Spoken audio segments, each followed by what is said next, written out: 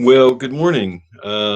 Sorry that I was not able to produce this at 9 a.m. like I am scheduled to do. We had some trouble with YouTube, and so we were able to figure it out. And so that's what so now we can do this, and hopefully it can be something that can be helpful to you. Uh, this particular chapter is an interesting chapter that we'll be talking about. It has to do with, on one hand, what God gives to us that's very good, and on the other hand, how it's a counterintuitive chapter, I guess is what I want to say. It's not what you think. In other words, sometimes when we think about how Satan tempts, it's not that it's not that it's not that he uses just bad things to tempt us away from God. It's that he uses oftentimes very good things, and puts those good things out of balance and tempts us away from God.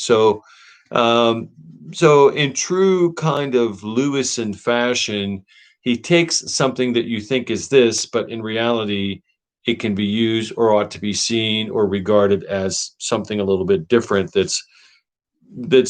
shifts your view of how you see it, in a very good way. So um, the passage of scripture that I want to use here is from Psalm 24, where the psalmist records, "The earth is the Lord's and the fullness thereof, the world and those who dwell therein." And then the psalmist goes on to describe what he means by that. But there's this all-inclusive statement that the psalmist makes here about how the whole of the created order belongs to God. Where it doesn't matter what it is. It's everything belongs to God. I want to see if I'm being sent a text to tell me that I'm not getting something right. So no, I'm not. So we're good. So in any case, uh, when we think about everything belonging to the Lord and all therein, it's not just the physical stuff. It's not just like, the plants and the trees and the sky, and but it's everything that's derived from those things as well, physically speaking. And it's not just the physical things that belong to God, but it's everything else, all thought, all feeling, anything derived from that stuff. All of it falls under the purview and under the lordship of God. So that's why this statement is a more general statement, but it's an all-inclusive statement that gets at what we're going to talk about here in the chapter. The other thing that I think I would encourage you to do is to look up the words delight, and as well as joy, because delight and joy are oftentimes associated with something called pleasure. And so in the ESV, for example, there are 74 verses that have to do with the word delight. And I think that uh, if you worked your way through, if you used a concordance, or an online search tool, it would be fun to work through all the times where the word delight is used and how often that word is associated with pleasure. So, my whole point here is to say that God invented pleasure. God invented pleasure. And so true pleasure and pleasure in balance is a God-given thing that points to God himself.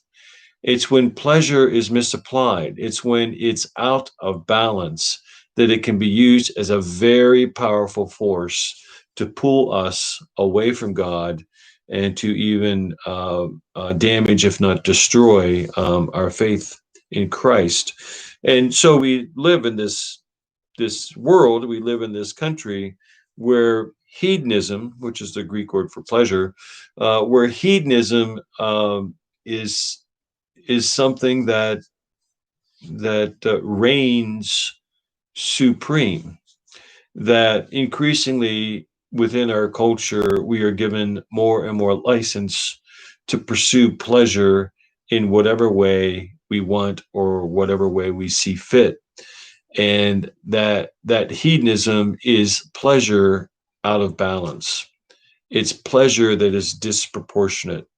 It's pleasure that's designed to pull us away from other priorities that are essential for obedience and fulfillment and all of those kinds of things. So I'm not going to go give you a whole bunch of different scriptural passages today, other than to commend to you Psalm 24, and then to spend some time looking up the words pleasure.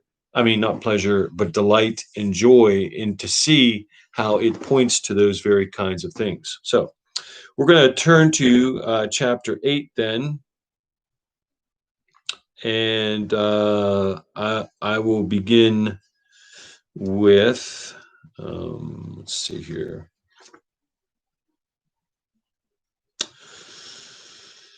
All right.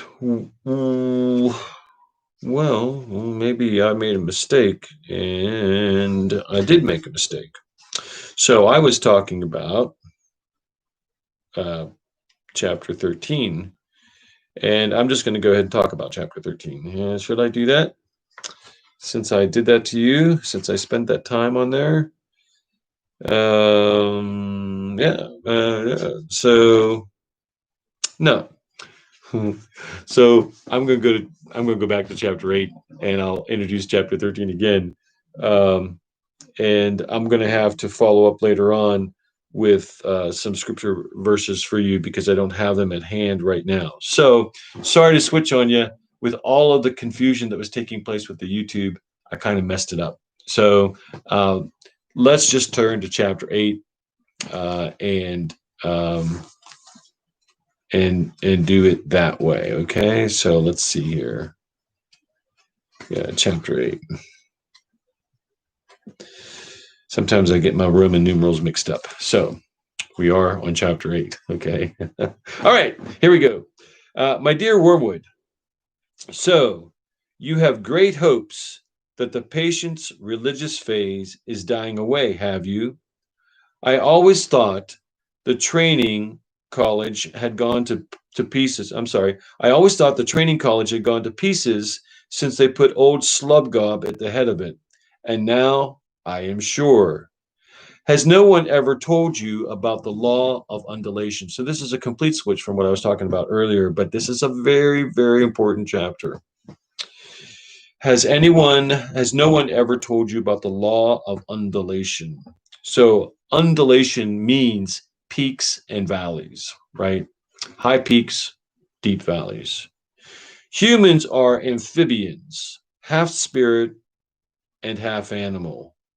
The enemy's determination to produce such a revolting hybrid was one of the things that determined our Father to withdraw his support from him. So Lewis is postulating here that one of the reasons why Satan rebelled against God the Father was because of God the Father's love and compassion and his commitment to us. And that Satan is offended that God would love finite creatures, physical, material beings. And so because he's offended by that, it's in part what caused him to rebel against God the Father, Satan's rejection of us. As spirits, that is, humans as spirits, as spirits, they belong to the eternal world, but as animals, they inhabit time. This means that while their spirit can be directed to an eternal object, their bodies, passions, and imaginations are in continual change, For to be in time means to change. So Lewis is presenting, so we're sort of locked into this temporal world with our physical bodies, but the destiny, once our bodies fail us, the destiny for us is spiritual, is the spiritual world. It's the eternal world. Whether that eternal world manifests itself in heaven or in hell, but it's the eternal world. It's the metaphysical place.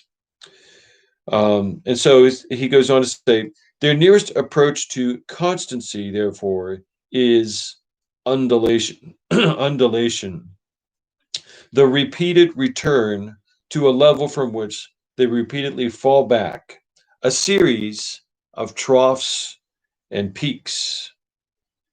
If you had watched your patient carefully, you would have seen this undulation in every department of his life. His interest in his work, his affection for his friends, his physical appetites, all go up and down. And so Lewis is saying, Screwtape is saying that one of the distinctives of humanity is that we have, as a part of our character and nature, this thing where we go up and down in our affection, our commitment to things. And it's not just that, it's not just that in relationship to God, it's in everything. We're all about fitness, and then we're not about fitness. We're all about a certain friend, and then we get tired and we're not about that friend. It's all about us being excited about the kind of work that we do, and then we're not excited. But then we get excited, but then we're not excited. So it's this law of undulation, these peaks and then these troughs. And so Screwtape is saying to Wormwood, this is a constant in humanity. And what I want you to do is I want you to leverage that constant. I want you to find a way to use the peaks and the troughs against them in the way of temptation. As long as he lives on earth, periods of emotional and bodily richness and liveliness will alternate with periods of numbness and poverty. The dryness and the dullness through which your patient is now going are not, as you fondly suppose, your workmanship. They are merely a natural phenomena that will do us no good unless you make good use of it. And so this is the theme of this particular chapter, that look, Wormwood, if you see in your patient a certain period where he's kind of dry and dulled to the things of God, don't automatically assume that's because of your work, Wormwood. Understand that's just a part of his character. That's a part of the nature of humanity as a whole, not just in the spiritual realm, but in everything that they do in life. There are peaks and there are troughs. There are of how the human experiences life in everything. And so, Wormwood, Screwtape is saying, I want you to find a way to make good use of those peaks and those troughs in their life. To decide what the best use of it is, you must ask what use the enemy wants to make of it, and then to do the opposite. So this is kind of insidious here, right? Because God allows us to go through peaks and troughs, mountains and valleys. He has a purpose. And so Screwtape is saying, what I want you to do, Wormwood, is I want you to figure out what might be the purpose for the enemy, that is God, to allow the Christian, the patient, to experience a mountaintop experience, and then to experience a valley experience. Why would God allow that to happen in the patient's life? And once you think you figured it out, then I want you to tempt them to do the opposite. That's what I want you to do. Now, it may surprise you to learn that his efforts, that is God's efforts, to get permanent possession. Now it may surprise you to learn that in his efforts to get permanent possession of a soul, he relies on the troughs even more than on the peaks. And some of his special favorites have gone through longer and longer, deeper troughs than anyone. So this is an area of spiritual formation, the dark night of the soul, the dark night of the spirit, that is kind of iconic. And I don't have time to go into all of that now.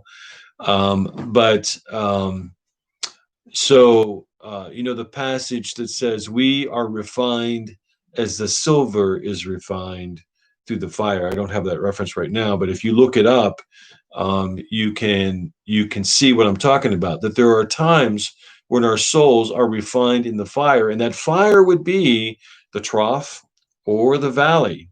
And that what Screwtape is telling Wormwood is that there are times, well, there not are times, but that God actually grows um, his children. He will grow the patient probably more in the troughs than he will during the peaks or the mountaintops.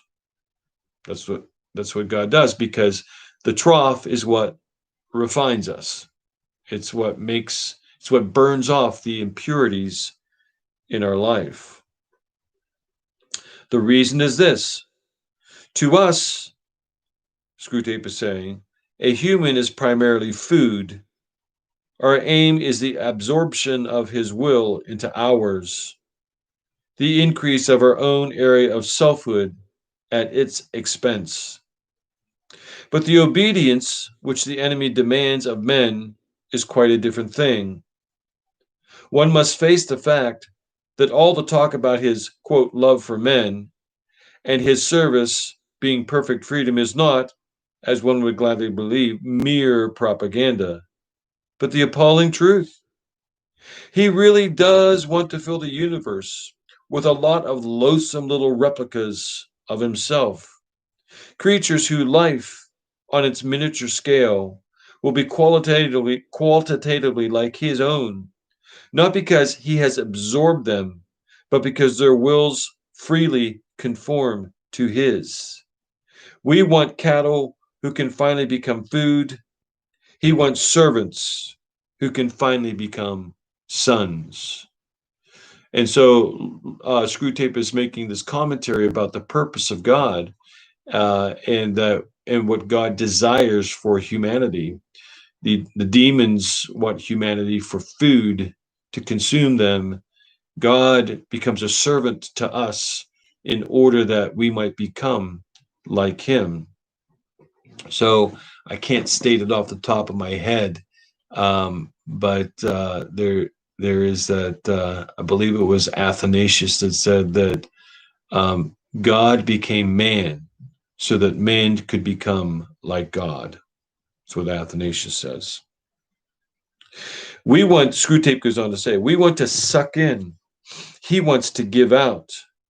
We are empty and would be filled. He is full and flows over. Our warm aim in this world, in which our Father below has drawn all other beings into himself. The enemy wants a world full of beings united to him, but still distinct. And that is where the troughs come in. You must have often wondered why the enemy does not make more use of his power to be sensibly present to human souls in any degree. He chooses, and I'm sorry, you must have, so Screwtape says to Wormwood, you must have often wondered why the enemy, that is God, does not make any more use of his power to be sensibly present to human souls in any degree he chooses and at any moment. But you now see that the irresistible and the indisputable are the two weapons which the very nature of his scheme forbids him to use. Merely to override a human will, as his felt presence in any but the faintest and most mitigated degree would certainly do, would be for him useless. God cannot ravish, he can only woo. For his ignoble idea is to eat the cake and have it. The creatures are to be one with him. but yet themselves are merely to cancel them or assimilate, would not serve. He is prepared to do a little overriding in the beginning. He will set them off with communications of his presence, which, though faint, seem great to them, with emotional sweetness and easy conquest over temptation. But he never allows his state of affairs to last long.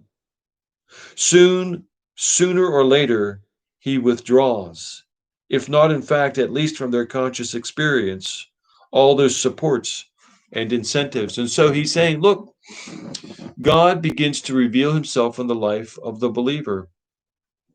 And from God's perspective, just a tiny little bit, because that would ravish us, that would overwhelm us if he revealed himself any more than what he does. But even that little bit, at least from God's end, can be a tremendous amount for us and can be overwhelming and fill our lives with inexorable joy and fulfillment. But over time, he's saying there are times uh, when God withdraws a little bit and he allows us to experience life a little apart from him, where he's not quite present as much right there. And so it opens up other realities in our life that are designed to teach us and to change us. And so he goes on to say, he leaves the creature to stand up on its own, legs to carry out from the will alone duties which all oh wow. Lewis oftentimes, if nothing else, has these run-on sentences that can be difficult to follow, but I will read it again. He leaves the creatures to stand up on its own legs, to carry out from the will alone duties which have lost all relish. And so sometimes, he wants us to do things, and there are, and when he is seemingly closer by, it's a joy to do those things. But when he allows us to stand a little bit more on our own and he steps away from us just a tiny little bit, then it's not as easy, it's not as desirable. And so now we find that we have to be obedient out of duty versus desire. And there's a difference, right? And so we have to sometimes we have to struggle with and fight through that duty and to restore the desire that once was there. But just because we don't have the desire doesn't mean we should still not be obedient out of a sense of duty. It is during such trough periods, this sense of duty, and much more during the peak periods, that it is growing into the sort of creature he wants it to be. Hence, the prayers offered in the state of dryness are those which please him best, because it demonstrates that we are committed, that we are going to follow through, that we love God.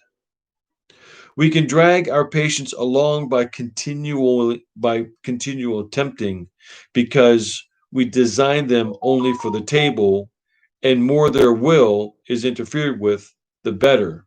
So he's saying, look, by contrast, we through temptation, we drag the patient, we drag these believers, or attempt to our table through temptation. We drag them there, right?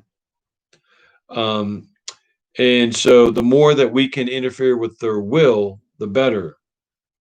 But it says here, Screwtape says, God cannot tempt to virtue as we do to vice. God cannot tempt to virtue. God will not tempt us to do good things. There is no temptation there, right? There's inspiration, but there's not temptation. So he cannot tempt to virtue, Screwtape is saying, as we do to vice. We tempt people to participate in vice. God will not tempt us to do virtue. He calls us. He inspires us. He shows us, but there is no temptation to virtue. He wants them to learn to walk and must therefore take away his hand. And if only the will to walk is really there, he is pleased even with their stumbles. Do not be deceived, Wormwood. And this is a really key phrase. This is a very key phrase in this entire book. So, do not be deceived, Wormwood. Our cause is never more in danger than when a human, no longer desiring, but still intending to do our enemy's will, that is God's will, when he looks around upon the universe from which every trace of God seems to have vanished, and asks why he has been forsaken and still obeys. So, the most dangerous believer for Satan is this kind of a believer, where he says, our cause is never more in danger than when a human, no longer desiring, but still intending to do our enemy's will, looks round upon a universe from which every trace of him, that is God, seems to have vanished. And we've all had that experience where we wonder, where is God, right? And even though we have that sense in which God is not there, that he has vanished, that he has pulled his hand away, and that we're stumbling and we're walking, and then asks why he has forsaken and still obeys. So, because when we do that, we have experienced some kind of immeasurable growth. That trough where we do not have that inexorable, that euphoric feeling of love and satisfaction and fulfillment, that when it's not there and we are in the trough and we wonder, while in the trough, where is God? And yet, even while we are asking, where is God? Why has he deserted us? Why has he vanished? We still obey. Screwtape is saying our cause is never in greater danger than when the believer, when the patient feels abandoned and still obeys. So, a profound thought, and I think a poignant one, and one that we all need to hear. As I said, I'll give you some scriptural passages here, but I think the one, we are refined as the silver is refined through the fire, is very appropriate here. I think that First Corinthians chapter 9, verses 24 through 27, about running the race. I think that touches on this as well. So that's a good passage for this particular chapter. So in any case, today's a little shorter in terms of this particular study. I hope that it was helpful to you. I would spend some time on the very end of this chapter, and because I think that theme is very important, and I think that it gives us great perspective when we experience those dry times in life. What does God want me to do? What does he want me to learn in this dry period of my life? Because there's a purpose. God is at work, and that's certainly what the great spiritual formation leaders would say when we talk about the dark night of the soul. And feel free to look that up, and dark night of the spirit. I think it was St. John of the Cross who articulated there are 4 stages of spiritual formation, and maybe I should spend some time on that later on when I do my next podcast for you, because I think you'd find that to be really helpful. I don't have that information here, but I think it's really helpful to review. Okay, look, share this, get it out to people. If you would, make some comments in the comment section after you hear it. But Lewis is so unbelievably relevant and helpful, and gives us great perspective. So I just encourage you to share this with others who might need to hear this as well. All right. You have a great day. Thank you very much, and God bless. Bye-bye.